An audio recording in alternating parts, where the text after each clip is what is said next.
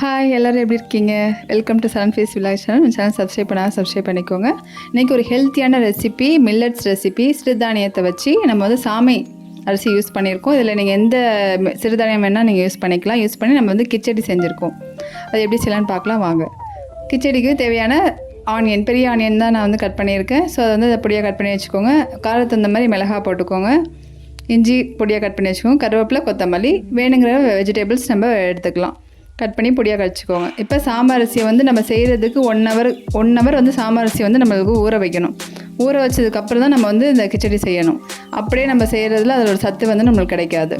So அடுப்பில் pan வச்சுட்டு coconut oil R key ஏதாவது யூஸ் பண்ணிக்கோங்க. இல்லை எந்த ஆயில் வேணாலும் நீங்கள் யூஸ் பண்ணிக்கலாம். கடுகு, சீரகம், கடலைப்பருப்பு கொஞ்சம் வறுபட்டதுக்கப்புறம் நம்ம வத்தல் கிள்ளி போட்டுக்கோங்க. கருவேப்பிலை போட்டுக்கோங்க.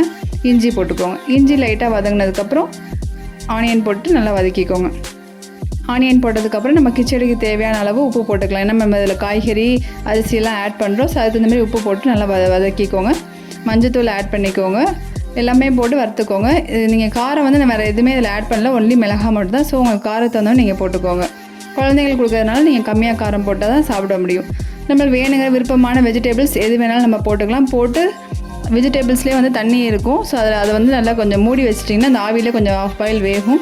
வெந்ததுக்கப்புறம் நம்ம ஊற வச்சுருக்க அரிசியை நல்லா கழுவிட்டு வடிகட்டிட்டு அரிசியை மட்டும் எடுத்து அதில் போட்டுக்கோங்க. போட்டு நல்லா கிளறி விடுங்க. அந்த இதிலே அந்த வெஜிடபிள்ஸோடு சேர்ந்து அந்த அரிசி நல்லா கொஞ்சம் நல்லா வறுத்தோன்னா நல்லா வாசமாக இருக்கும், சூப்பராகவும் இருக்கும்.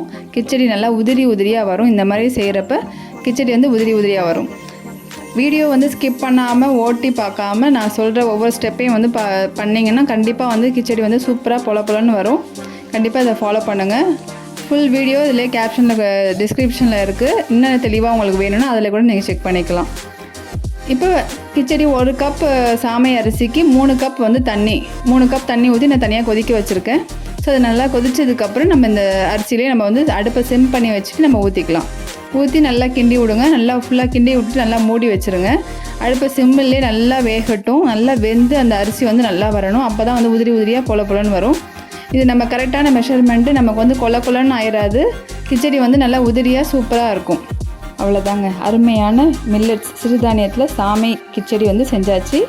பாருங்கள், கிண்டுறப்ப நல்லா தண்ணியெலாம் வடித்து நல்லா சுண்டி போய் நல்லா உதிரியாக இருக்குது பாருங்கள். சூப்பராக அது ஆறுனவும் இன்னும் நல்லா உதிரியாக வரும். ஃபைனலாக கொத்தமல்லி இலை போட்டு சர்வ் பண்ணிக்கலாம். சுகர் பேஷண்ட், டயட்டில் இருக்கவங்க எல்லாருமே இதை சாப்பிட்லாம். குழந்தைங்களுக்கு இப்போ கொடுக்க ஆரம்பிங்க. என்னோட ரெசிபி உங்களுக்கு பிடிச்சினா மறக்காமல் லைக் பண்ணுங்கள், ஷேர் பண்ணுங்கள்.